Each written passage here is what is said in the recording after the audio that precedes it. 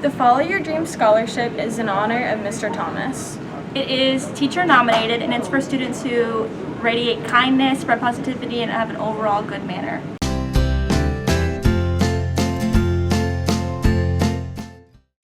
As many of you may know, our beloved sub, Mr. Thomas, has recently passed away. He wasn't only loved by the students and faculty at the Waynesboro schools, but by the whole community. This is a tribute to him. Charles B. Thomas was born on September 19, 1935 in Frederick, Maryland. He was the author of 4 books involving water lilies and gardens. He also discovered a new species of lily pads. He had a spouse named Sally and was the father to 4 girls. He was also the grandfather to 13 grandchildren and 4 great-grandchildren.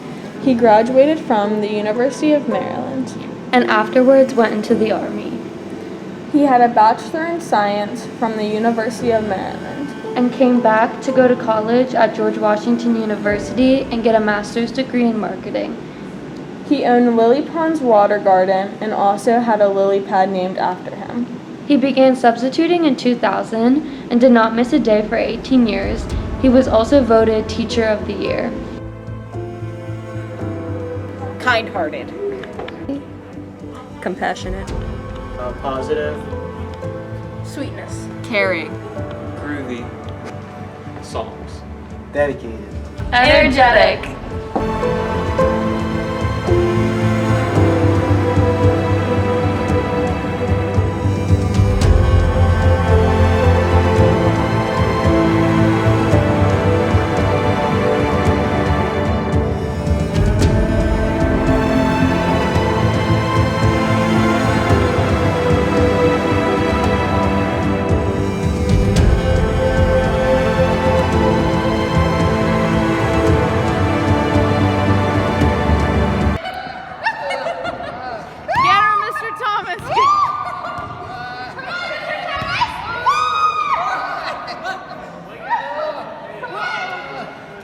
First time was in 1958 after the Russians had their missiles going to Cuba and putting up the Berlin Wall. And they, of course, all the time, wait a minute, let's start over because I'm talking about Berlin Wall, about my second one. Yes. So I should give the first one, so Yes. we'll cancel that. The first one was right after. Okay. Mr. Thomas knew me as an honorary middle school student, but he also knew me as a high school teacher.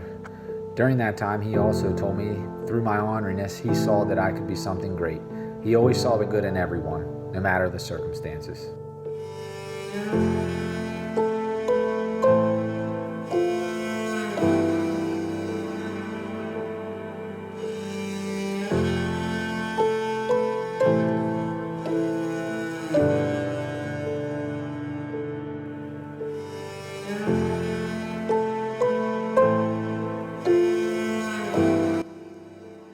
Mr. Thomas truly cares about each and every one of his students, even years after they graduate.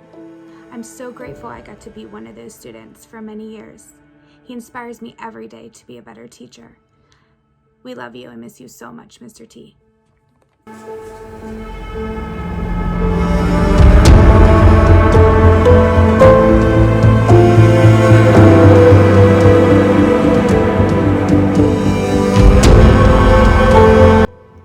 Mr. Thomas was more than a sub, more than a teacher. He was more like family.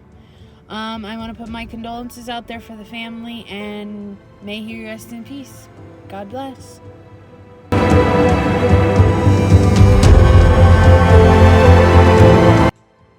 I've heard it said before that most people try to make themselves seem interesting so that other people will like them. Therefore, whenever someone comes along who instead shows interest in other people, who finds them interesting, that person stands out as truly remarkable. Time and time again, Mr. Thomas proved to me that there is truth in that statement.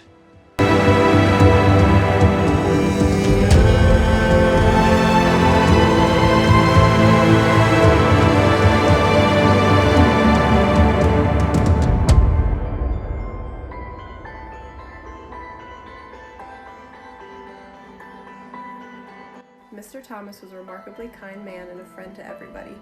I was blessed to share the same birthday as him, September 19th, and that day I'll miss him a little bit more.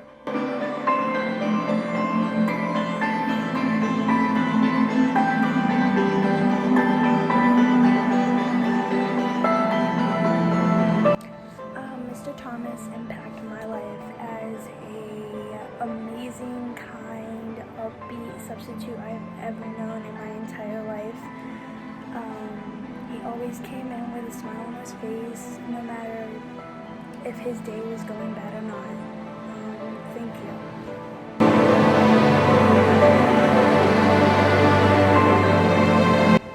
Speak to your children as if they are the kindest, wisest, most beautiful, and magical humans on earth, for what they believe is what they become.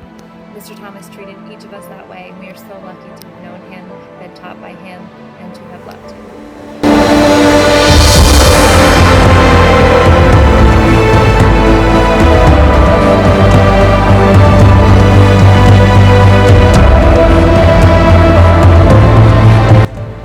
My name is Kelsey. I graduated class of 2006, and my favorite thing about Mr. Thomas was that he would wear a necktie that matched whatever class he happened to be teaching that day. Mr. Thomas was an amazing man with such a beautiful, kind soul, and I will definitely miss his birthday wishes. He was always the first one to tell me happy birthday. We love you, Mr. Thomas. Mr. Thomas. That name brings a smile to my face every time I hear it. I was grateful to have him all throughout my high school years, and I will always remember him singing Sweet Violets, and I will remember him every Friday night at high school football games, and whenever he saw his students outside of school, he would always say hello to them and ask them how their families were doing. He was also the first one to wish you a happy birthday on Facebook, and he always used a frog emoji.